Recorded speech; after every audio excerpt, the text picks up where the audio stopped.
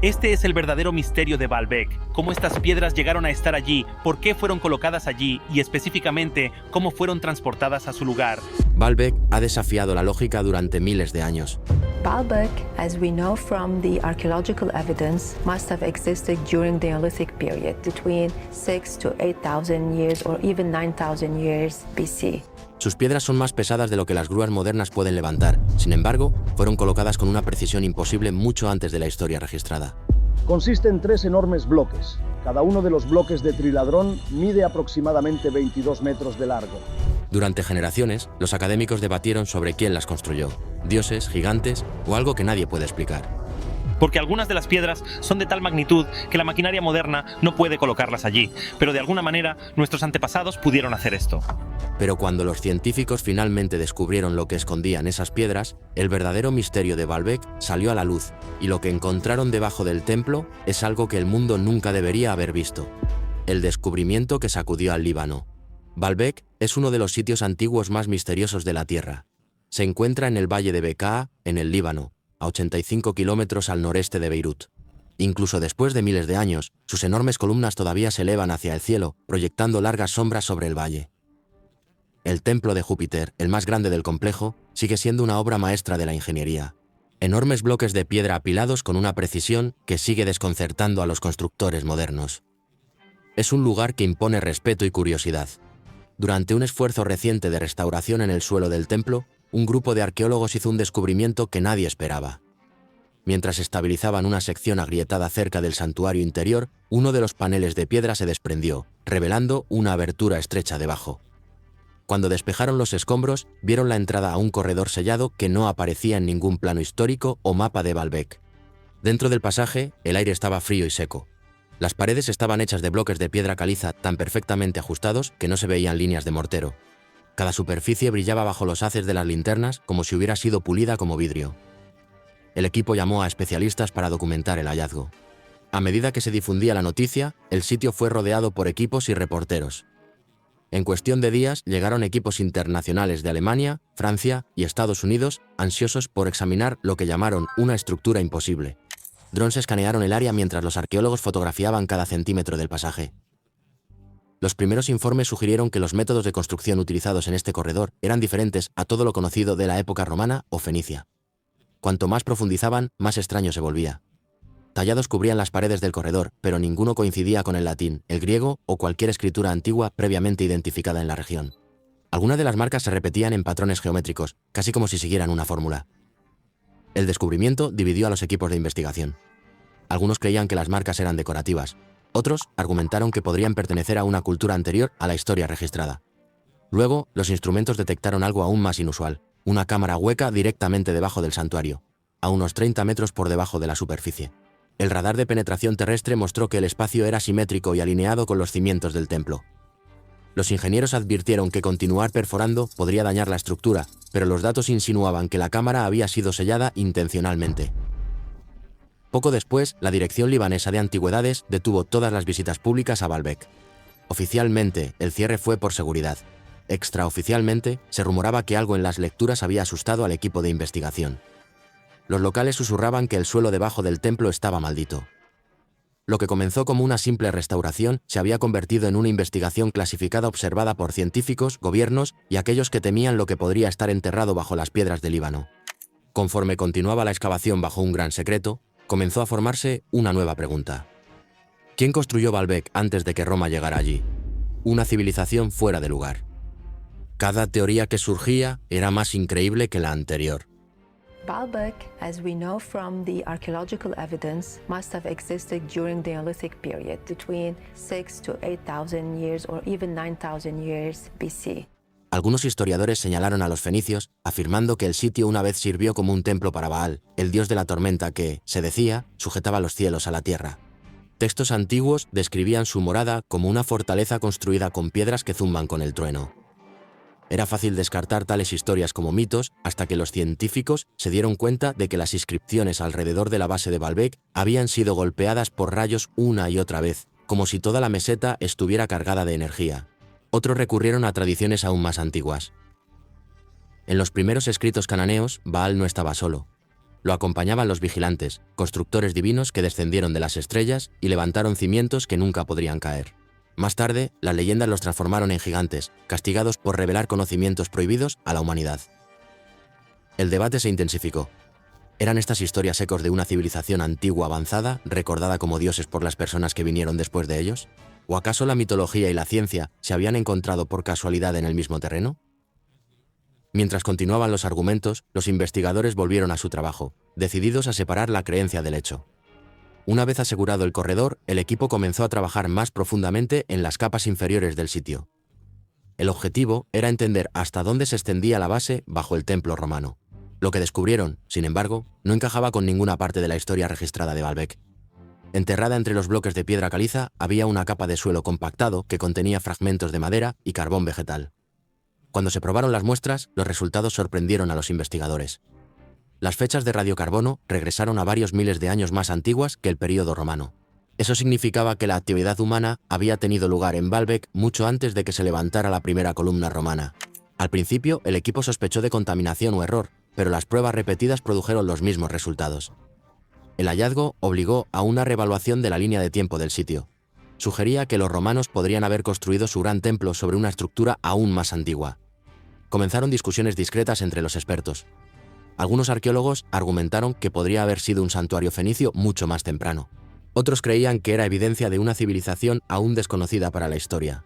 A medida que el equipo limpiaba la sección más baja del templo, la diferencia se hizo clara. Las piedras superiores eran inconfundiblemente romanas.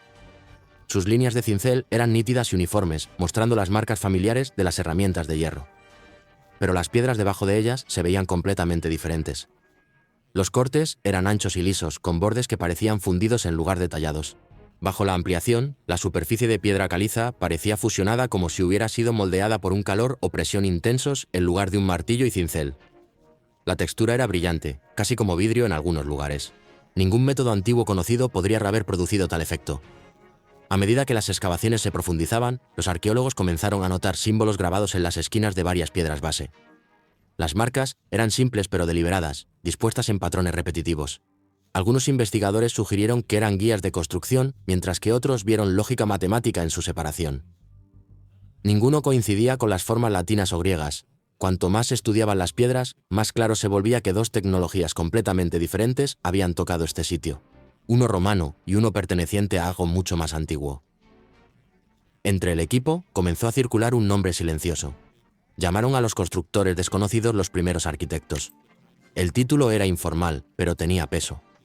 Reconocía lo que la evidencia sugería, pero nadie estaba listo para decir en voz alta que la fundación de Baalbek podría haber sido establecida por una civilización olvidada. Luego, mientras los trabajadores removían tierra a lo largo del borde más profundo de la zanja, una paleta golpeó algo inesperado. No era piedra. Era curvado, pálido y frágil. El sitio quedó en silencio mientras las brochas reemplazaban las herramientas. En cuestión de minutos, la forma de un cráneo humano emergió de la tierra, enterrado en una capa que debería haber sido más antigua que cualquier presencia humana. Los constructores que nunca se fueron. Cuando los restos humanos fueron desenterrados por primera vez, nadie sabía a quién pertenecían. Los huesos fueron encontrados presionados contra la pared de la cantera, torcidos entre fragmentos de piedra. Algunos yacían boca abajo, otros medio enterrados bajo los escombros. No había señales de colocación ritual u organización del entierro. Lo que ocurrió aquí fue repentino y violento. A medida que se exponía más del sitio, la imagen se aclaraba. Herramientas estaban esparcidas junto a los cuerpos. Mazas de piedra, cinceles de cobre y varas de medir rotas. Pronto se hizo evidente que estas personas habían sido trabajadores, atrapados en medio de su trabajo cuando ocurrió el desastre. El equipo de excavación comenzó a referirse a ellos como los trabajadores de la cantera que nunca salieron. Según los primeros informes de laboratorio, se encontró un leve residuo metálico en las manos y muñecas de varios esqueletos. El residuo no correspondía al cobre o al bronce, sino a una aleación de alta calidad rara vez vista en artefactos antiguos. Algunos investigadores especularon que provenía de instrumentos avanzados de corte o modelado, aunque no se recuperaron tales herramientas. Los especialistas forenses estudiaron los huesos y encontraron claros signos de estrés repetitivo. Las articulaciones del hombro y las partes bajas de la columna mostraron desgaste consistente, con levantamiento y arrastre pesado. Muchas costillas estaban deformadas por la tensión a largo plazo, y tanto los restos masculinos como femeninos mostraban el mismo patrón de lesiones por compresión. Quienesquiera que fueran estas personas, habían realizado un trabajo intenso durante periodos prolongados. Sin embargo, un esqueleto se destacaba. Incrustado en el cráneo había un pequeño implante de hierro que se había fusionado perfectamente con el hueso circundante. La precisión de la inserción asombró a los examinadores médicos. Lo describieron como quirúrgicamente exacto, diferente a cualquier cosa conocida del periodo implicado por el sitio. Cuando llegaron los resultados de la datación por carbono, la línea de tiempo cambió nuevamente. Los huesos tenían miles de años más que la era romana, más antiguos incluso que las primeras civilizaciones conocidas del Levante. El hallazgo sugería que los trabajadores habían vivido y muerto mucho antes de que la historia comenzara a registrar asentamientos humanos en la región. Las pruebas de ADN profundizaron el misterio. Los marcadores genéticos no coincidieron con ninguna población antigua conocida de Líbano, Mesopotamia o culturas cercanas. Según un informe, su perfil genético parecía aislado, como si pertenecieran a un linaje que había desaparecido por completo. El equipo de excavación se inquietó mientras reunían las pruebas. La disposición de los cuerpos indicaba un único evento catastrófico. Las rocas sobre ellos mostraban fracturas, y las capas de suelo sugerían que un colapso los había sellado al instante. Parecía que el final había llegado sin advertencia. Algunos científicos creían que fueron asesinados por una falla estructural. Otros susurraban sobre algo más, un accidente que involucraba fuerzas que los constructores no podían controlar. Fuera lo que fuese, había terminado su trabajo en un instante. Esa noche, el campamento cayó en silencio. Cada teoría conducía al mismo pensamiento imposible. Algo había sucedido dentro de esa cantera, algo lo suficientemente poderoso como para matar al instante y no dejar rastro. Y si las piedras hubieran estado allí cuando sucedió, tal vez lo presenciaron. Las piedras que recuerdan. Al amanecer, los científicos comenzaron a probar las piedras. Si hubiera habido una explosión, un colapso o una liberación de presión, la roca lo habría registrado, al igual que una cámara captura la luz. Se tomaron muestras de la cantera y de las secciones más profundas de los cimientos del templo. No sabemos por qué Baalbek fue elegido como el lugar específico. Puede ser algún tipo de lugar de poder especial. Todos esperaban resultados normales. Lo que encontraron, en cambio, lo cambió todo. Bajo el microscopio, la piedra caliza se veía extraña. Su superficie no estaba desgastada o erosionada como debería estar la piedra antigua.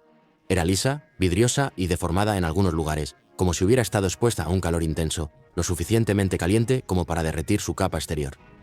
Algunas secciones estaban fusionadas en bandas finas como olas que ninguna herramienta o cincel podría haber creado. Cuando la geóloga principal revisó las imágenes, dijo en voz baja: «Estas piedras recuerdan lo que ocurrió aquí». La frase se propagó por el equipo. Dejó de ser una figura retórica. Se convirtió en la teoría de trabajo. Las siguientes pruebas solo profundizaron el misterio. Cuando las muestras fueron puestas bajo observación, los instrumentos metálicos comenzaron a reaccionar de manera extraña a su alrededor. Las brújulas se desviaron del norte verdadero. Pequeños fragmentos de metal se aferraron débilmente a la roca como si fueran atraídos por estática. Al principio, todos culparon al equipo defectuoso, pero las lecturas se repetían una y otra vez. De alguna manera, la piedra caliza estaba cargada. No había una explicación razonable. Debería haber sido inerte. Algunos de los ingenieros bromeaban diciendo que la cantera debía haber sido golpeada por un rayo. Otros dejaron de reír cuando se dieron cuenta de que ningún rayo podría haber creado patrones tan precisos o haber durado tanto tiempo. Cuando los investigadores examinaron las caras cortadas de los megalitos bajo una luz controlada, apareció otra pista. Cada bloque mostraba líneas paralelas tenues grabadas en su superficie. Las ranuras eran perfectamente rectas, todas anguladas hacia el centro del templo. Eran tan finas y consistentes que parecían más bien el marcado dejado por una máquina que por herramientas humanas. En tramos de 20 metros, la piedra se mantuvo plana con una desviación de fracciones de milímetro. Los ingenieros estaban asombrados. Un técnico susurró que incluso los modernos cortadores láser tendrían dificultades para lograr ese tipo de precisión a tan gran escala. Para probar la densidad de los bloques, el equipo utilizó sensores acústicos. Cuando las ondas sonoras pasaron a través de la piedra, las lecturas comenzaron a comportarse de maneras inesperadas. La señal resonaba, profunda y rítmica, resonando a través de la base como un zumbido bajo. Luego sucedió algo notable. Los otros bloques comenzaron a responder uno tras otro, tarareando en armonía como si todo el sitio hubiera sido afinado a una sola nota. El ruido no era fuerte, pero estaba vivo. Uno de los científicos lo describió más tarde como el sonido de las piedras recordando para qué fueron construidas. Para cuando terminaron las pruebas, una nueva teoría había tomado forma. El daño por calor, el magnetismo, la geometría perfecta, la resonancia, todo apuntaba a una posibilidad. Las piedras no eran solo material de construcción. Eran componentes de un sistema diseñado para canalizar o contener energía que alguna vez se movió a través del sitio. Si eso fuera cierto, entonces la fuente de esa energía tenía que estar en algún lugar abajo. Los escaneos mostraron una cavidad sellada directamente bajo el piso del templo, un vacío lo suficientemente grande como para albergar una estructura entera. Los sensores más profundos insinuaban la presencia de metal enterrado en la roca madre, pero las señales eran débiles e incompletas. La única manera de saberlo con certeza era abrirla.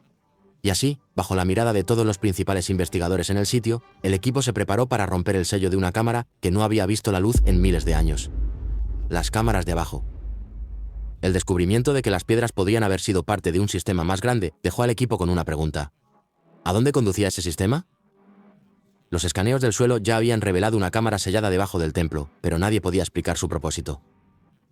Después de varios días de excavación, apareció un estrecho pozo cerca de la base de los cimientos. Cuando una pequeña cámara de inspección fue bajada a través de la apertura, las primeras imágenes volvieron en fragmentos granulados. Luego, la imagen se aclaró y la habitación quedó en silencio. Debajo de las ruinas romanas había una vasta cámara tallada directamente en la roca madre. Las paredes eran perfectamente lisas y simétricas, reflejando la luz de la cámara como el vidrio. Cada superficie estaba cubierta por un fino esmalte mineral que brillaba tenuemente, casi metálico. A pesar de su antigüedad, la cámara parecía intacta, sin grietas, sin erosión, sin signos de deterioro. Era como si los constructores hubieran sabido cómo hacer que la piedra resistiera el paso del tiempo. Cuando el equipo finalmente entró en persona, la temperatura bajó bruscamente. El aire era denso y metálico y sus instrumentos comenzaron a fallar de inmediato. Las brújulas giraban, los sensores parpadeaban. Al principio, los fallos se descartaron como interferencias de la roca circundante, hasta que un ingeniero notó que cada interrupción ocurría en un ritmo repetitivo, exactamente cada pocos segundos. Mientras el equipo inspeccionaba la cámara, sus linternas iluminaron algo extraño. A lo largo de las paredes corrían filas de accesorios metálicos incrustados profundamente en la piedra. Estaban perfectamente espaciados y dispuestos en líneas rectas que se encontraban en el centro de la habitación. Al principio, los ingenieros pensaron que eran soportes decorativos, pero el patrón era demasiado deliberado, demasiado exacto. Todo el espacio parecía parte de una sola máquina. Un técnico decidió probarlo. Colocó un escáner de mano contra uno de los accesorios metálicos. El dispositivo emitió un pitido, luego comenzó a registrar una señal magnética débil. Cuando se movió al siguiente, apareció el mismo pulso, solo que esta vez se retrasó un poco. El equipo realizó más pruebas, moviéndose a lo largo de la pared, hasta que cada instrumento comenzó a captar lecturas idénticas.